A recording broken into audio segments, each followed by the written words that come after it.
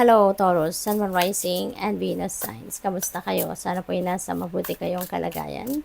Welcome back po sa Star Tarot. Kung bago kayo rito, welcome din kayo. Thank you sa inyong support. I truly appreciate it. God bless you all. Taurus, Queen of Wands. Man, so this is good kasi very fiery ang energy ninyo sa ngayon.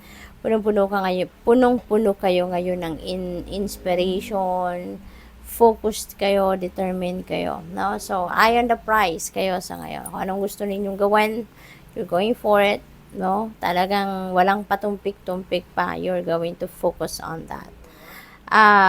For others of you, Taurus, baka magkakaroon kayo dito ng promotion, no? For some of you, baka kayo ay mapupromote na into a leadership role. Ten of Pentacles, napakaganda. May mga usapan siguro dito regarding inheritance. May mga discussions dito about yung mga kayamanan ng pamilya. No? Naghahatian na siguro kayo, maaaring ganon. Or nag-uusap-usap na kayo about yung mga mana ninyo. Possible din na nakapag establish na kayo dito ng inyong financial future, hindi lang para sa sarili ninyo, kundi para din sa inyong pamilya. So, this is wealth coming your way. This is financial gain coming your way, Taurus. We have Page of Swords. Maraming balita ang maaring dumating sa inyo sa ngayon. Maaring, yung mga balitang ito, baka ito yung hinihintay ninyo. Baka yung mga impormasyon na to, maaaring ito yung mga kasagutan sa inyong mga tanong sa inyong isip. Baka ito din yung mga resulta ng inyong pagre-research, pag-gather ng information, no? There is curiosity as well dito sa kung anumang bagay, Taurus. Maaaring kayo ay mag-aaral, magre-research, magtatanong-tanong kayo, no? Para makuha ninyo kung ano man ang impormasyon na kailangan ninyo. We have Page of Wands. Maraming impormasyon talagang dadating. Maraming balita, communication, correspondence, good news coming your way. Na maganda rin dito sa Page of Wands, yung good news na to could be linked to an opportunity, no? Na maaring related din sa inyong mga talents, skills, and gifts. Maaaring may mga opportunity dito na pang trabaho, mga ganun, no? So, what else? For Taurus, we have Judgment. Ayan. So, maaaring meron ditong mga decisions na kailangan kayong gawin at this time.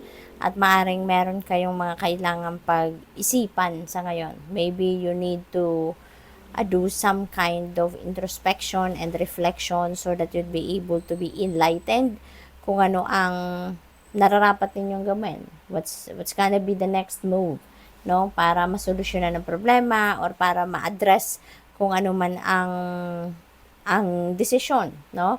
Na kailangan ninyong gawin or anong sitwasyon ang kailangan ninyong pagdesisyonan sa ngayon. So, you may need some time to reflect so that you'd be able also to re-evaluate and reassess, no? Kung ano na ang mga nagawa ninyo, ano na ang dapat ninyong gawin at ano na yung mga nangyayari, 'di ba? We have Lovers. Maaring ang decision na yan related sa relationships, no? Maaring ganon.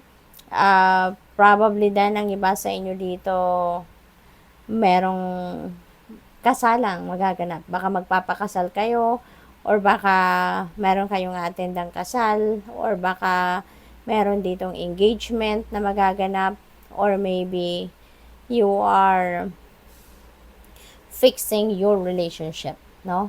For some of you. So, iba-iba tayo ng sitwasyon. Maaring ang iba may rough patch na pinagdadaanan and you're working on it sa ngayon para ma-patch up, maayos, at maibalik yung love and harmony between each other. So, maaring ganun ang ganap dyan. We have Tower. This is sudden change, no? Meron biglaang pagbabagong mangyayari sa buhay ninyo. Maaring related yan dito sa desisyon. Maari din naman na hindi, no? This is something na medyo overwhelming na pagbabago. Maaring hindi ninyo ito inaasahan din, no? There could be a surprise element din sa pagbabagong ito. So, kaya maaari din na maaligaga kayo rito, malito, ma-overwhelm, yung ganon. sa pagbabagong magaganap, no? Ace of Cups, napakaganda, no? Napakaganda. Maraming maaring biyayang paparating sa inyo, and that's going to be overflowing. At that's why you will be feeling this din dito na overflowing of blessings, overflowing of joy and happiness, no? Dahil sa dami ng biyayang dadating sa buhay ninyo. This is also a new beginning energy, 'di ba? Kaya maraming magsisimula. Maaaring magsisimula kayo ng bagong relationship dito, bagong yugto sa inyong relasyon kasi we have lovers as well. So, hindi malayong ang focus ng iba sa inyo rito is love life, yung ganon.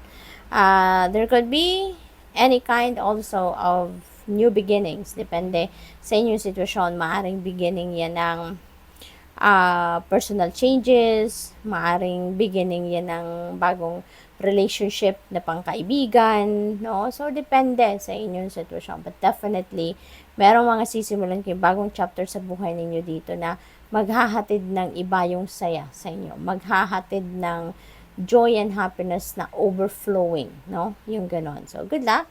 Thank you for watching. Love and light. Namaste.